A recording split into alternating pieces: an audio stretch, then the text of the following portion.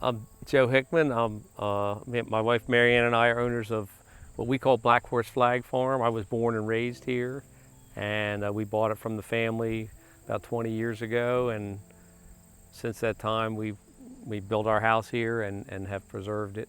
I run a farm management business on the Upper Eastern Shore of Maryland and Delaware, and work with a lot of landowners, and been a proud member of the Land Conservancy Board for a few years. When we bought the land from the family, we knew we wanted to protect it. We put it in the Maryland Ag Preservation Foundation MALF program. It helped for us, it helped pay down the mortgage, but we knew this was going to be our home and where we'd raise our family. And although our children aren't here right now, we knew that if it was preserved, that would give them the opportunity to think about it as to hold it, that it could stay in the family if they choose. And I think that's the way they feel now. I work with a variety of landowners from all over the country and the world, and some that live here. I have retired farmers, churches, schools, all sorts of charities, big investments, pleasure farms, hunting farms, investment farms from people all over the world. They like it here for a lot of reasons. When they came to own here, invest here, it's a beautiful farm, it's good farmland. Farms are kept well on the Upper Eastern Shore. The industry is strong, and when you invest in a farm, you're not buying a tech stock. Your motives are a little different. So they found this area attractive, and in doing that, they saw that in preservation, they didn't necessarily lose value. They enhanced the value of their property and their neighborhood, and there's a sense of pride in that too, that they can carry on. I guess it says something a little about my age, but I've managed the same farm for now 3 generations of families. And the young people now are almost more interested in the land than their grandparents. It's just not a coming back or appreciation. And a lot of that, if it weren't preserved, they wouldn't have that. When I first started about 30 years ago in management, or over 30 now, the farmers were good and landowners cared, but mostly the farmers said, this is how we operate, and if money got short, owners said, well, maybe I'll sell a piece of property or things like that. The business was different. Now owners say, I want my farm to do lots of things. I want it to generate some income, I hope. I want some enjoyment out of it if I hunt or like to bird watch or walk or fish. I want the habitat and the environment to be better. And that the preservation goes along with that. So right now I say landowners, I think you can have it all, and the protection of that is important, because farming is a long, slow business. Knowledge is everything for people, is finding out how protection works, how can it benefit them, but also being with that sound resource that people trust.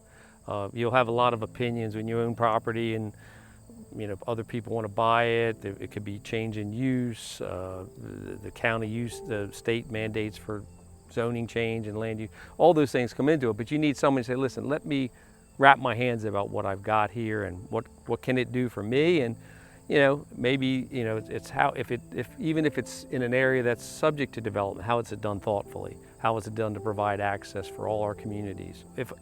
If I'm going to change use or change it thoughtfully, how do I do that?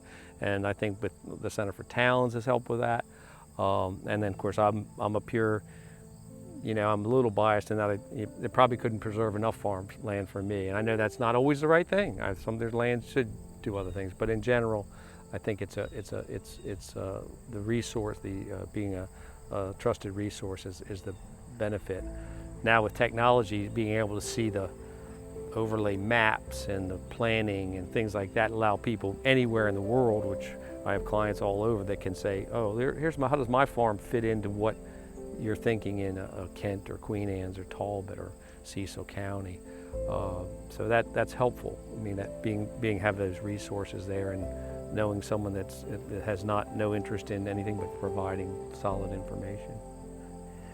Well, I heard about ESLC from one of my owners, and I probably joined as a member, but I helped with, at that time, was the stewardship was important, obviously always important, but it was a one-person shop, and I can't remember the talented staff member that did it, but they looked for a lot of volunteers. They did a lot of it because they didn't have it. And I started doing it. I got out to land and got to learn about it. And then a heartfelt thing, I had a farm I managed that the owners had to sell, and it was near a town, and I think it could have been handled a lot differently. And I realized, if they had if I had provided better information or gave them a resource, maybe they would have thought differently how it ended up being heavily developed. It could have been done differently. And I said, I need to learn more, and the resource was there from Rob on down to the great staff over the years I've worked with. So it was a practical sense. It was a selfish thing. I said, how do I protect the industry I love and the owners without being more knowledgeable? And that's that they were important in that.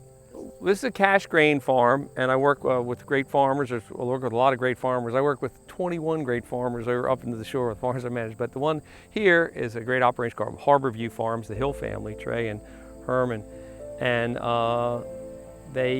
we've been in continuous no-till for over about 30 years. We're doing a soil health program here, soil with cover crop and habitat. We've got some quail habitat going in here.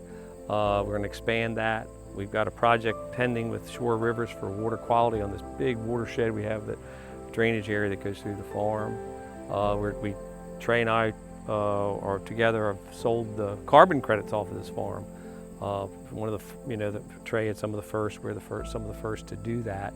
And it's a baby steps, but we think it helps me. There's some income involved certainly, but it also says to my family who are younger and thinking, why do we grow corn, or why don't we do more? And we talk about habitat and soil health and that makes them say, hey, my farm's more than just a cornfield or a soybean field. So it's exciting. They find it exciting, and you can see that my wife Marianne and I feel that's really important.